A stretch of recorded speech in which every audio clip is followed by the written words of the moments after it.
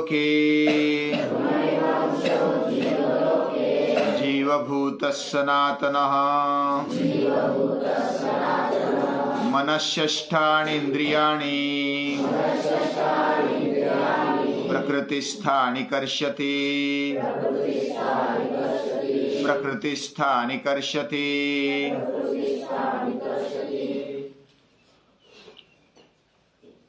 किसी को ऐसा लगता होगा कि श्रीमद् भगवद गीता केवल पंडितों के लिए है, ब्राह्मणों के लिए है, या तो जो भी विद्वान है उनके लिए, हमारा कुछ लेना देना नहीं है उसके साथ।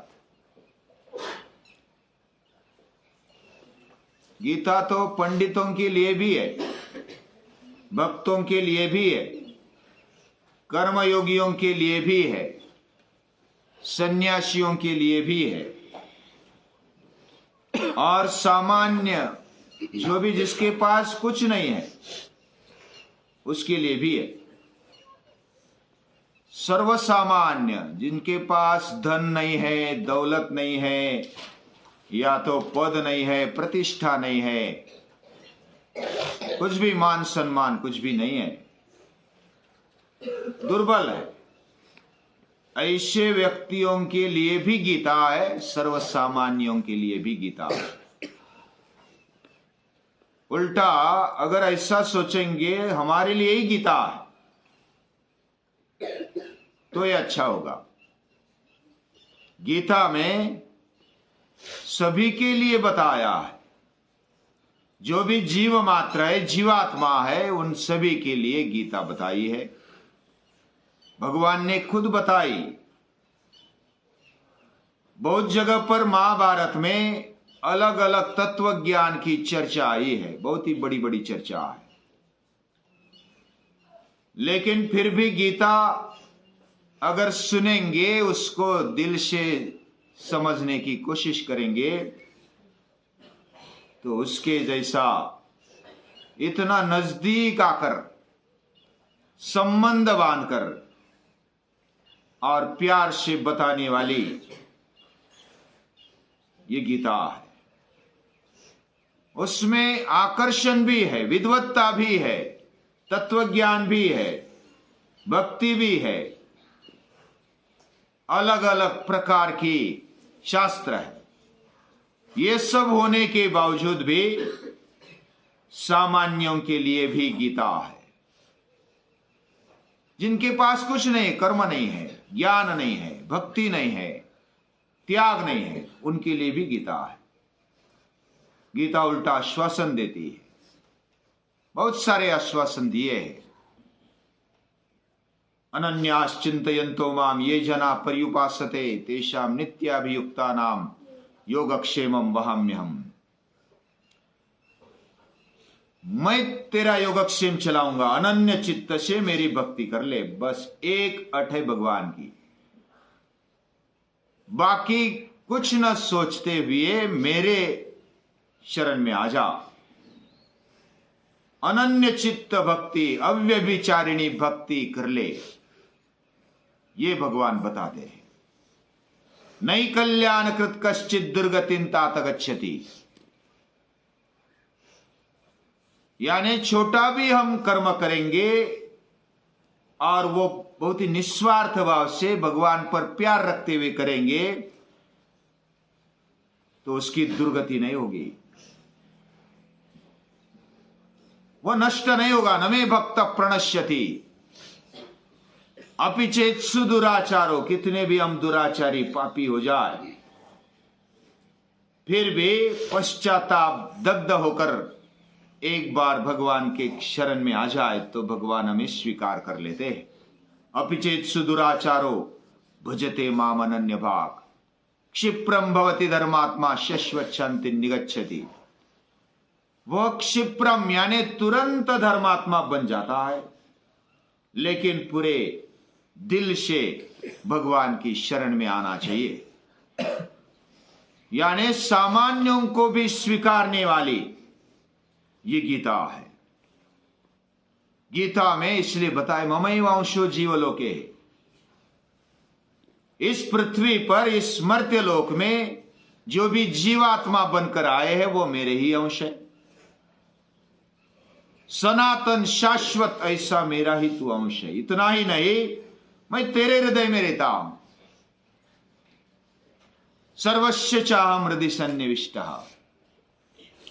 ऐसा अपनाने वाली गीता। इससे और एक बात आ जाती है, यानी मैं दुख में गया हूं, संकट में गया हूं, तो डरने की बात नहीं, भगवान मेरे साथ है। किधर भी जाओ, किधर भी जाओ, जिधर भी जाएंगे भगवान मेरे साथ है, यह आश्वासन मिलता है। एक सुरक्षा का कवच हमारे आसपास आ जाता है। सतत 24 घंटे भगवान मेरे साथ है, मेरे हृदय में रहते, हृदय की धड़कन वही चलाते, वही हमारा शरीर चलाते, वही इंद्रियों को, मन को ताकत देते, वही उसका आकर्षण है, वही उसकी प्रेरणा है। मनश्शष्टानि इंद्रियाणि प्रकृति स्थानि कर्षति। हमारे अंदर जो भी चल रहा है उसके कारण चल रहा है, और उसी के शरण में जाएंगे, उसी का संरक्षण हमें मिलता है, उसी का प्यार मिलता है। दूसरी एक बात, दूसरी ओर से देखेंगे तो ऐसा है, ये भगवान सामान्य नहीं, ये चराचर का निर्माता है। ये सूर्य को तेज देने वाला है, ये चांद को शीतलता देने वाला है, ये पृथ्वी को सहनशीलता देने वाला है, क्षमता देने वाला है, ये समंदर को गंभीरता देने वाला यही है, ये वायु को तूफान की ताकत देने वाला है, यही मृत्यु को मृत्यु की ताकत देने वाला है, यही काल बनकर आता है, यही प्रेम भी करता है। एक साइड में डर भी लगता है, इतनी बड़ी ताकत मेरे साथ है, थोड़ा संभाल के चलो भैया। ये भी डर लगता है कि हम, इतनी बड़ी ताकत मेरे साथ है, कोई दादा दादी मेरे साथ है, तो हमें आधार भी लगता है, और कुछ गलत ना हो जाए इसका डर भी लगता है थोड़ा।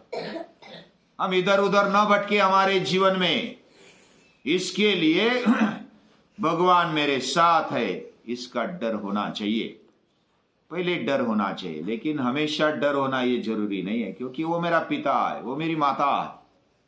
ये संबंध हमें पता होना चाहिए। सर्वस्य चाहम हृदय सन्निविष्टो, चराचर में बैठने वाला, चराचर में अंतर्बाह्य समाने वाला ये भगवान, ये मेरे अंदर, मेरे हृदय में है।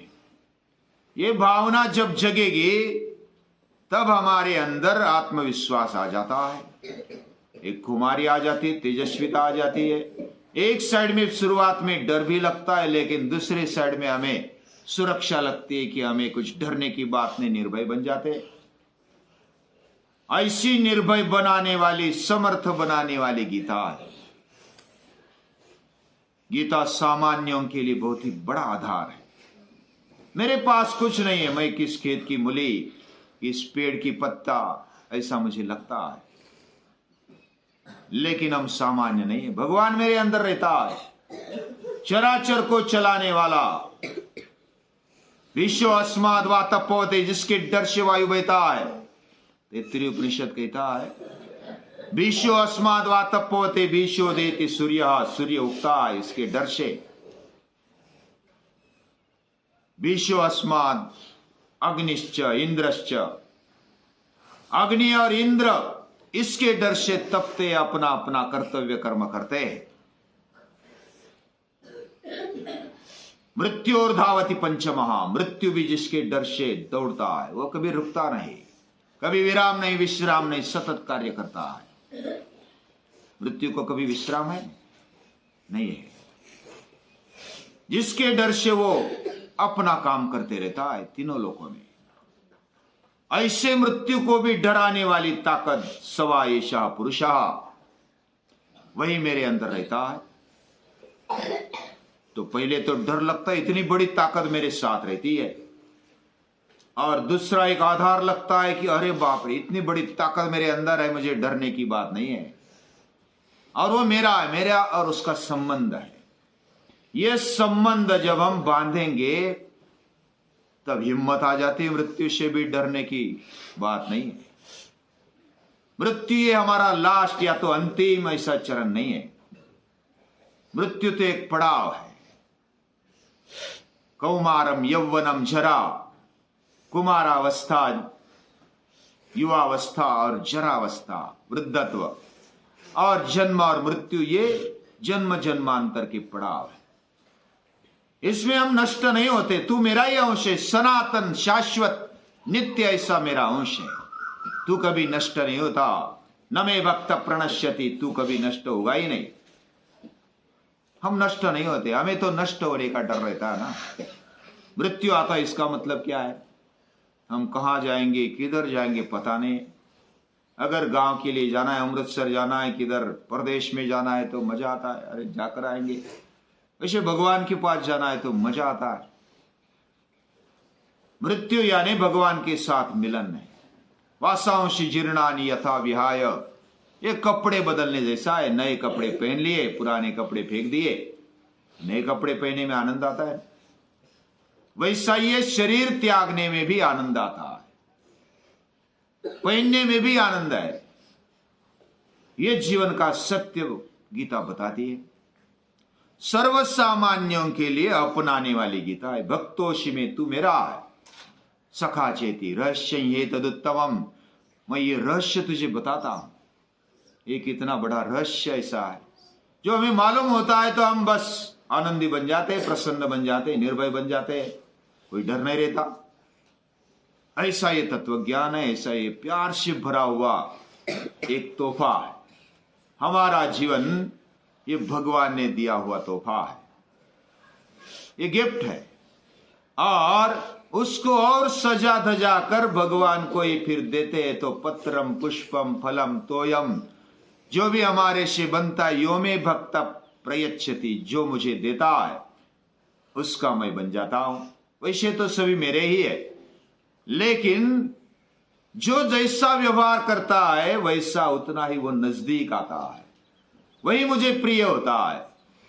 जो अलग अलग प्रकार से गुण, मेरे गुण अपने अंदर लाने का पुरुषार्थ करता है, वह भक्त, वह ज्ञानी भक्त मेरा बन जाता है, मेरा प्रिय बन जाता है। यो मद भक्त समय प्रिया, वही मेरा भक्त मुझे प्रिय है। बाकी तो सभी मेरे हैं, लेकिन प्रिय गिने चुने होते हैं। जो भगवान के काम करते हैं, भगवान से जुड़ जाते हैं, वह भगवान के बन जाते हैं, भगवान अपना मानते हैं। भगवान ने हमें बोलना चाहिए कि तू मेरा है।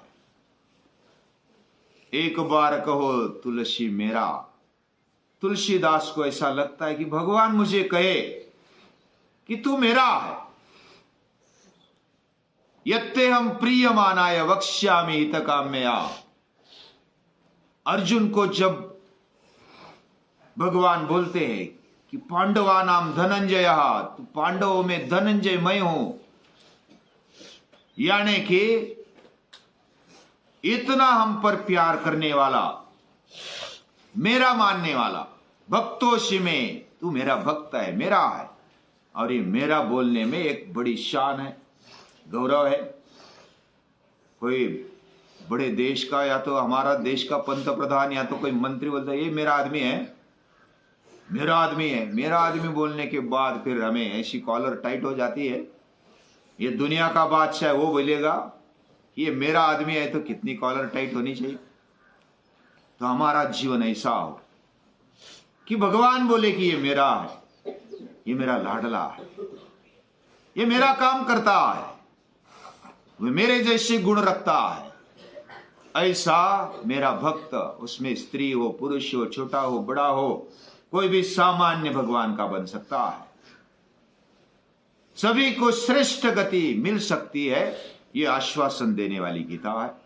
सर्वसामान्यों को, असमर्थ को भी समर्थता देने वाली ये गीता है। ऐसे समर्थ, कर तुम अकर तुम अन्यथा कर तुम समर्थ, ऐसे भगवान को हम याद करते, वो हमारे पिता है। और ऐसे पिता का पुत्र बनने की शक्ति, उसकी क्षमता, उसके गुण हमारे में आ जाए, ऐसी प्रार्थना करते हुए उसका नमन करते हैं। प्रणाम।